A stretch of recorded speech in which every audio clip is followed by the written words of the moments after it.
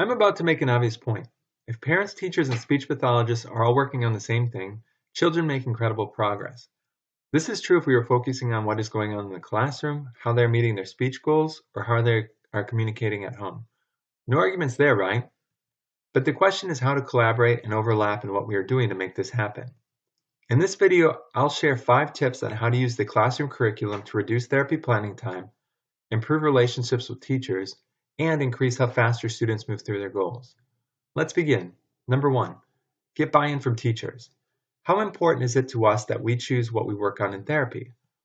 I'm not talking about the specific goals, but the content. Does it really matter if we're working on S words out of a random book, or S words that are about animals or some other academic topic? If we contact teachers and focus on their curriculum topics, then the child has a way to practice what you teach them, show off and interact with peers, and practice their words on homework with parents.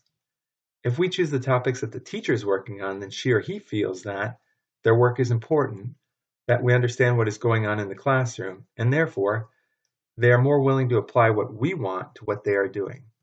Here's an example. Let's say that the pre-K and kindergarten are working on growing things. We can follow these themes for articulation, phonology, following directions, answering questions, or whatever goal your student has. Number 2, get buy-in from parents. Our days are hectic enough, and trying to reach out to all parents continually is unfeasible. Yet, no one has greater interest in seeing children succeed than their parents. For each topic we make speech therapy materials for, we can easily make a cookie-cutter Hi Parents letter. Here's what it looks like. Hi parents, this week we're talking about growing things. Ask your child to name the vegetables and talk about what they like to eat. Hi parents, this week we're talking about foods. Ask your child to share what he knows about food and what kind of food you have in your house. Hi parents, this week we're talking about weather. Take turns rolling the weather die or ask your child about what the day is like outside. The parents are going through their homework anyways. This way they stay informed and engaged. Number 3, organize your materials by theme, not by sound. As a speech pathologist, I'm sure that this chart makes sense to you. But what if you showed this to someone who is not an SLP? Just what does a spy have to do with a whale? And why is coffee here? Our brain does not organize things like speech therapists do. I'm not suggesting you buy anything new. Just reorganize all your terrific materials based on classroom theme or the natural environment they would be used in. Here's an articulation example. We listed all the words related to growing things and just divided them by sound. Number 4, lean on your colleagues. Chances are you work with SLPs ranging from 24 to 60 years old.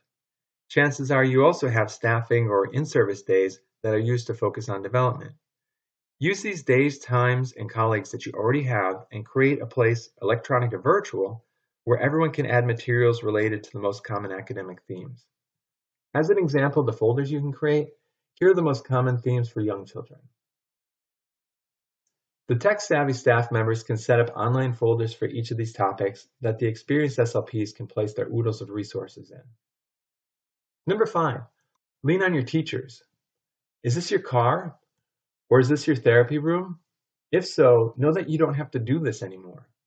Each week, teachers have materials, pages, and storybooks set out and their lessons already planned. Borrow from them and the children will flourish when they can practice their communication using the same familiar book or object back in the class. And here's a bonus, number 6, easily find out what teachers are working on. How do you know what to work on? Email your teachers or have them email you at the beginning of the week. You can send the exact same email each week, and they can respond just by saying what they're doing.